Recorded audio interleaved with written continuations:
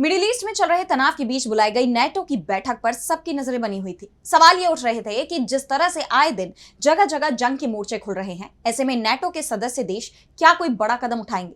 अमेरिकी राष्ट्रपति Donald Trump जो ये दावा कर रहे थे कि सत्ता में आते ही वो सभी जंग रुकवा देंगे, क्या वो इसके लिए नेटो के 2025 के शिखर सम्मेलन में कोई ऐलान करेंगे? और ऐसा हुआ भी। काफी खींचतान के बाद सभी देश एक फैसले पर पहुंचे। इसके बावजूद नेटो के अस्तित्व को लेकर सवाल अब भी बने हुए हैं।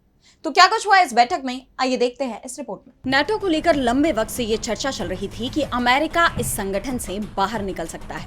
डोनाल्ड ट्रंप ने जब से अमेरिकी राष्ट्रपति का पदभार संभाला है, तब से ही यूरोपियन यूनियन से अमेरिका के संबंधों में काफी तनाव देखा जा रहा है।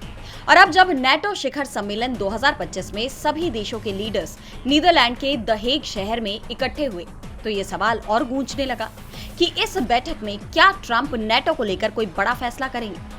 हालांकि ये बैठक भी काफी उतार चढ़ाव भरी रही।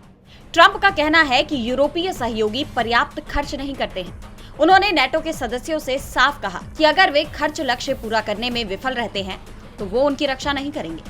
ऐसे में जब इस बैठक में यूरोपीय देशों के सामने रक्षा खर्च बढ़ाने का प्रस्ताव पेश किया गया, तो स्पेन और बेल्जियम जैसे कुछ देशों ने इस पर आपत्ति जताई। उन्होंने इसे नुकसानदायक बताया, जिस पर ट्रंप ने कहा कि स्पेन फ्री राइड चाहता है। उन्होंने कहा कि आप जानते हैं कि हम क्या करने जा रहे हैं। हम स्पेन के साथ एक व्यापार समझौते के लिए बातचीत कर रहे हैं। हम उनसे दोगुना भुगतान करवाएंगे। हालांकि बैठक के बाद 32 सदस्य देशों ने रक्षा खर्च अपनी जीडीपी का 5% बढ़ाने पर प्रतिबद्धता जताई, जबकि इससे पहले तक महज 2% ही खर्च किया जाता था। लेकिन पहले रूस यूक्रेन युद्ध और अब ईरान इजरायल युद्ध को देखते हुए सभी यूरोपीय देशों ने इस पर आखिरकार सहमति जता दी है।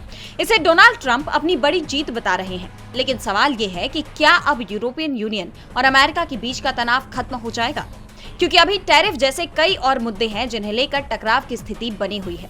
और जिस तरह ट्रंप ने बैठक से पहले नेटो के आर्टिकल 5 को लेकर संदेह पैदा करने वाला बयान दिया था, उसके बाद अमेरिका की मंशा पर सवाल अब भी बने हुए हैं। आर्टिकल 5 के तहत नेटो के एक देश पर हमले का मतलब सभी देशों पर हमला होता है, यानी सुरक्षा की गारंटी। और ट्रंप ने इस पर साफ तौर पर प्रतिबद्धता नहीं जताई।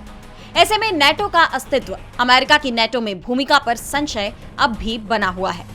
डीबी लाइव की रिपोर्ट।